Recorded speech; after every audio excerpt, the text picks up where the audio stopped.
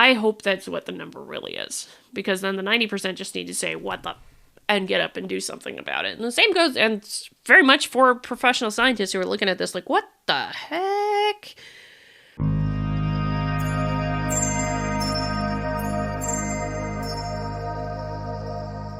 Okay, this article caught my attention before I went on break. Well, actually, no, it was the week of Thanksgiving. I did see this article crop up, and so I wanted to come back to this because it hits at a problem.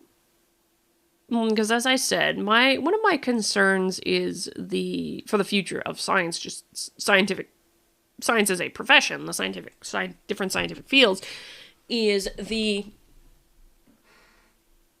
imposition of ideology, and demanding that scientists hold particular views in order to maintain their career, which is very antithetical to the way science works, in that universalism, that second normative principle of scientific practice, universalism basically states that your personal worldview does not matter when it comes to to your work, that your work should be evaluated based upon merit and what have you, and it's pretty much what it should be if you're practicing proper scientific practice. Here, and this gets concerning when grant funding agencies, and I've heard whispers of this for different U.S. agencies, but I haven't been able to confirm anything just yet. This comes from the National Post, and this is in Canada. Canadian colleagues. Minority professor denied grants because he hires on merit. Quote, people are afraid to think. Quote, I don't care about the color of your skin. I'm interested in hiring someone who wants to work on the project and is good at it. This is, I'm not gonna be able to pronounce his name. Professor Pantanjali Kamhamti. I'm gonna call him Professor K. Just for simplicity. I'm sorry. I honestly don't know how to pronounce your name, and I don't want to butcher it on you, because that's one thing I just don't want to do to you. But I do want to read through this and give some commentary, because it reflects something that I'm concerned about, that the incessant focus on DEI and social justice criterion as part of grant funding is going to further erode the caliber of good scientists that we need at this point, and make things much worse. An award-winning Canadian scientist said he has been refused 2 federal government grants for his research on the grounds of, quote, lack of diversity, even though he is originally from India and has repeatedly suffered racism. Professor K, a professor in the chemistry department of Montreal's McGill University, believes the death knell for the latest grant was a line in the application form where he was asked about hiring staff based on diversity and inclusion considerations. He says his mistake was maintaining that he would hire on merit any research assistant who was qualified regardless of their identity. That's the mistake based upon the push for diversity quotas, essentially, which is extremely wrong. Illegal in the U.S., I believe, under the Civil Rights Act of 1964. You should not be able to do that, even for grant proposals, all those kinds of things here. And that is the right answer, and what he should have said to that, as far as I'm concerned. We will hire the most qualified people based upon their skills and mutual interests, Professor K wrote on the application. I've had 2 people say it was the kiss of death. I thought I was trying to be nice, saying that if you were interested and able, I'd hire you, and that's all that mattered. I don't care about the color of your skin. I'm interested in hiring someone who wants to work on the project and is good at it. Professor K said he didn't go public after the first grant was rejected, but decided to speak out now because the increasing use of government equity, diversity, inclusion, aka EDI, provisions, as well as woke culture, are killing innovation, harming science, and disrupting society. I believe this is an important stand to make. I will not be silenced anymore, he said. Professor K's work explores the cutting edge of superfast laser science, a field that spans everything from telecom to medicine. He believes Canada can become a world leader in the field. I want to focus on merit, fairness, and equality. Then you get called, if I want to focus on merit, fairness, and equality, then you get called out as a racist or sexist. Yes, because according to the woke, the myth of meritocracy kind of thing. Funny enough, it's coming from someone who admits himself to be from India originally. But his application for a $450,000 grant this month from the National Sciences and Engineering Research Council of Canada was turned down because the council said, quote, the equity, diversity, inclusion considerations in the application were deemed insufficient. It was turned down not on the merit, in other words. It was turned down because he didn't share the particular worldview and how he was going to go about achieving that worldview. That's the scary thing about this, is that he was turned down not because the quality of his proposal was poor or that it was inappropriate or any number of different things. No, he was turned down because he didn't follow their preferred playbook. That's on something that doesn't matter with respect to his research, or at least it shouldn't. His grant application a year ago was to the federally funded National Frontiers in Research Fund, whose object is to, quote, support world-leading interdisciplinary, international, high-risk, high-reward, transformative, and rapid response Canadian research, was also turned down on similar grounds. Because both applications were rejected at the bureaucratic level, it means it neither proceeded to the step where they would be forwarded to other scientists to review Professor K's proposals. But Professor K said he believes basing his hiring decisions on merit is a valid moral position to hold. Quote, I think what's happened is the woke and social justice warriors have made a moralistic argument the way the religious right used to make moralistic arguments. And now people are afraid to challenge them. But I think it's okay to say I believe that equality is a morally valid position. I believe that meritocracy is a morally valid position. I agree. Actually, I very much agree that both are very valid positions. And I am very worried about the increasing encroachment of DEI statements and such things like this into grant proposals. Because the thing about it is, what he's talking about is bureaucratic level. This is very common in the United States too. What the heck? I'm going to get an ad blocker. This is very common in the United States too here, that you have a little bit of, when you submit a grant proposal, you have a little bit of bureaucratic review.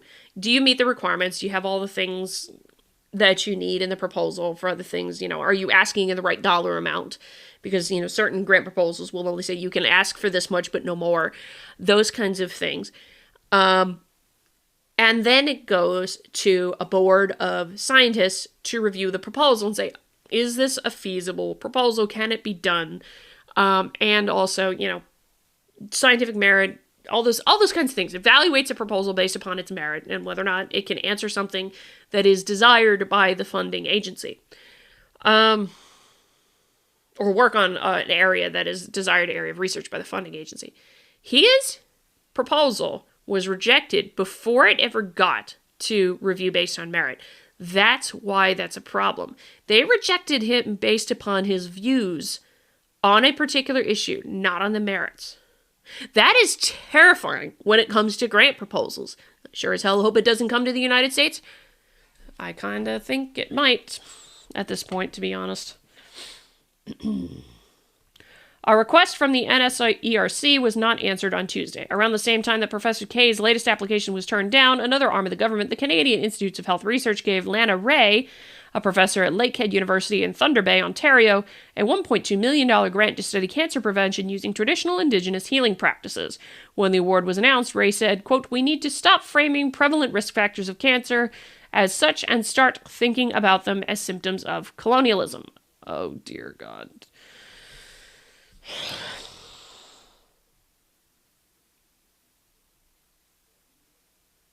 Hooray for woke medicine.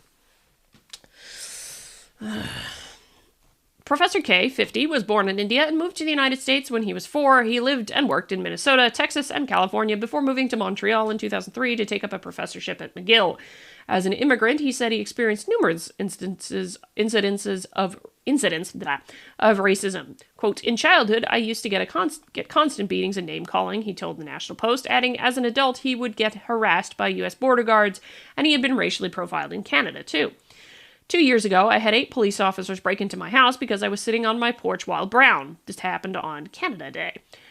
But he says his experiences taught him to treat everyone equally and fairly. Quote, people do different things, they have different abilities, they have different interests, he said. To me, the whole point is to treat people as individuals, that's what I do in my life. My way of dealing with racism or sexism or any other ism is to treat people as individuals. I actually share that philosophy. Not like I haven't been harassed and had my own fair share of things come my way because, I'm a woman who does science. That has happened. My response is I treat people as individuals. You're being a jerk at this point? Okay, most of the time I just write it off and say, oh, wow, you're a jerk, and I don't work with you if I can help it. And if there's other things where it comes in a situation where I have to work with that person, I go in that direction. As scientists, he said, we don't believe in EDI. We believe in merit, fairness, and equality. You should be fair in your procedures and treat people as equals. His words. However, if I want to focus on merit, fairness, and equality, then you get called out as a racist or sexist, and I refuse to let that happen to me, Professor K said. I actually get called a racist bot constantly by white university students who believe that prejudice plus power equals racism. And as a result, they say, I have internalized racism. So if you're a minority who thinks that the racism of the woke left is overstated, then they say you have internalized racism. I don't think that was quite right. But yeah, what he's pointing out here is the woke definition of racism and how it's incredibly condescending to a lot of minorities because this is a legit kind of belief that's there amongst the woke, and that's really shocking. Professor K believes woke ideology that is so prevalent on campus has leached into government is creating two major problems: self-censorship and a resistance to asking meaningful questions. Quote, there's a lot of self-censoring, and certainly you see it among young people in the university. So young people in the university self-censor a lot.